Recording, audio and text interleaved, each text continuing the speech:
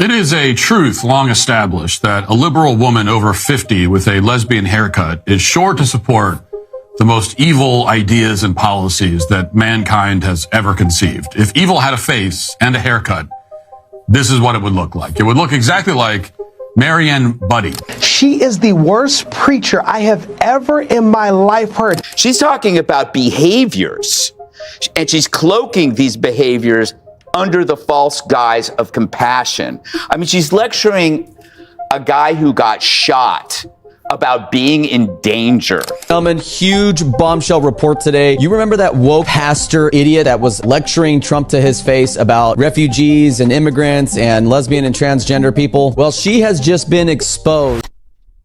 I know this is hard to believe, but it's true. The woke bishop who presents herself as a champion for illegal immigrants and transgender rights has been exposed. And honestly, I can't think of anything more fascinating right now, but that's not. All her connections and past collaborations have also come to light, so buckle up, subscribe, and like the video to support me starting with her first appearance at a Trump rally.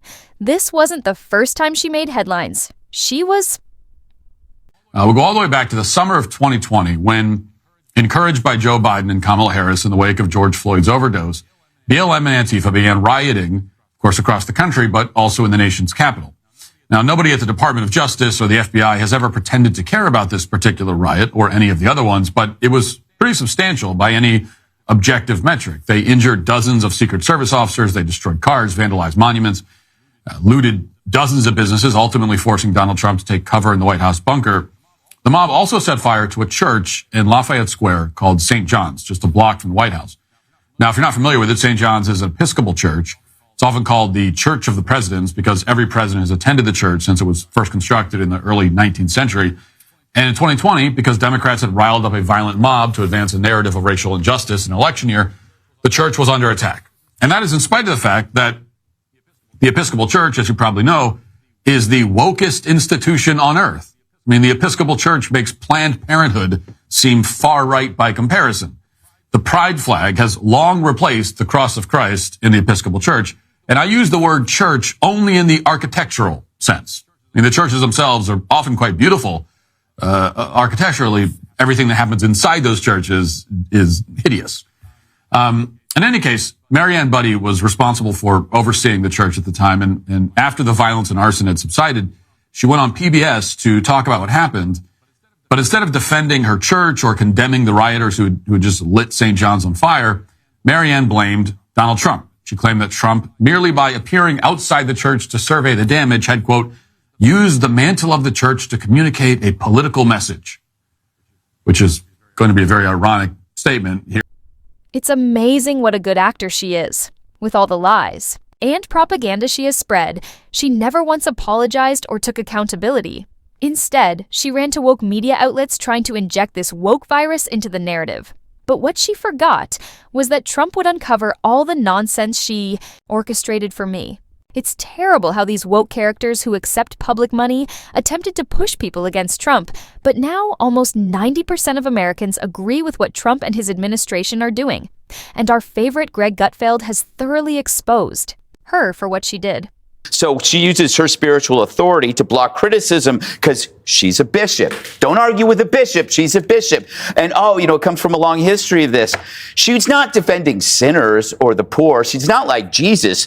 She's talking about behaviors. And she's cloaking these behaviors under the false guise of compassion. I mean, she's lecturing a guy who got shot about being in danger. Mm-hmm. Who is she implying that is putting these people in danger? Are there guys in MAGA hats that are mutilating healthy children, removing their genitals? No, that's her team. That's the people she's defending. Does she have any evidence that children are in danger by this new administration, the administration that is trying to rescue missing kids through this border fiasco? She may have a congregation, but she has no class. She saw an opportunity to feed her ego. She knew this was going to happen, and she rushed to the trough.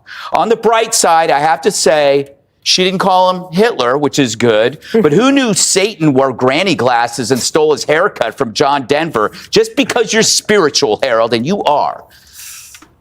Doesn't make you smart holy, or even good. We somehow ascribe those qualities like that, and imposters are here to exploit it. You know, Satan isn't going to show up in red tights holding a pitchfork. It's going to show up like that. She's an imposter. She exploits compassion for terrible, terrible beliefs. There is no compassion in saying that trans kids are in danger. They're in danger by the trans ideology. And when you're talking about immigrants being in danger, is she not aware that legal immigrants overwhelmingly favor a strong border because they like rules? They like the fact that you cannot cheat. You have to stand in line.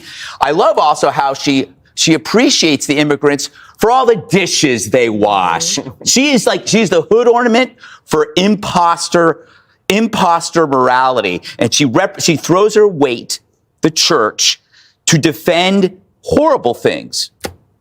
But what we all missed was that she was doing all of this because she knew these were the agendas that brought her money. It still amazes me to this day that she needed those. Immigrants to be servants under her control with a budget so low, it wouldn't even cover groceries for a month. If you're still wondering how much she took to fund all of this nonsense and push other ridiculous ideologies, just watch how our friend from Twitter broke it down. Has just been exposed. Elon Musk has discovered she alone has pocketed over $53 million through her organization by USAID. That's right, your federal taxpayer dollars was being sent to this woke pastor and her church and her organizations. But it doesn't end there. If you go to the usspending.gov website, you will see hundreds of millions of dollars were given to the Lutheran Church Network. It's the churches with the LGBTQ flags on the outside of their church. It's the ones that ignore sin and just preach love, right? They don't talk about the sin. They're the ones promoting abortion, promoting transgenderism, promoting gay and lesbian. And honestly, I think they are worse than anybody in Antifa. I think they're worse than anybody in the Democratic Party, because not only are they pushing leftist, godless views, but they're calling themselves Christians at the same time. Now, the craziest part about this bombshell report is that these churches had changed their names so that they didn't show up in the database. So they were getting hundreds of millions of dollars in grants and payouts by USAID and trying to hide it at the same time. Some would call that money laundering, but I'm not an expert. You don't have to be an expert. You just need an eye and common sense. And thanks to Trump, he has wrested restoring order to America. For me, it's a shame to see millions being wasted just to make children brainless and put them in fear. And as a Christian, I wonder where she got the mindset to do all of this, because the Bible says we have the mind of Christ. I genuinely feel sorry for what she's doing, not just for her, but also for Kamala Harris, the queen of words. For those rights to be maintained, which means we have to be vigilant, and it's just the nature of it. I mean, look this beautiful play and everything that we know he had to suppress so much. But he knew, and he took those risks. But we have to be clear eye. And it doesn't mean we don't see the beauty in everything, right? These things all coexist. But I believe we fight for something, not against something. Right. And that's our optimism, right? Thank you so much. Thank you. All right. With that, Watching and listening. Listen into all the gibberish, along with the USAID scandals being disclosed. Physicians have lately found a new ailment called TDS. It's amazing how the lower and middle classes continue to support Kama on many problems that only make them poorer. Honestly, if awakened liberals come to power, they will not care about these folks at all. They will simply promote their own agenda, leading their followers right into becoming TDS patients. This whole sort of they call it like Trump derangement syndrome, and I didn't, you don't realize how real this is until you can't reason with people. So I was at a friend's birthday party in LA, just a birthday dinner, and it was a nice, quiet dinner, and everyone was behaving normally. And then I happened to mention, this is before the election, a month or two before, I happened to mention the president's name, and it was like they got shot with a dart in the jugular that contained methamphetamine and rabies. Okay, and they're like, wow. And I'm like, what is wrong, guys? You can't have a normal conversation. Yeah. And it's like they become completely irrational. Guys, this is just wonderful. Don't forget to like, subscribe, and leave your comments in the comment area below. Share this with a friend that needs to see it. Thank you for watching.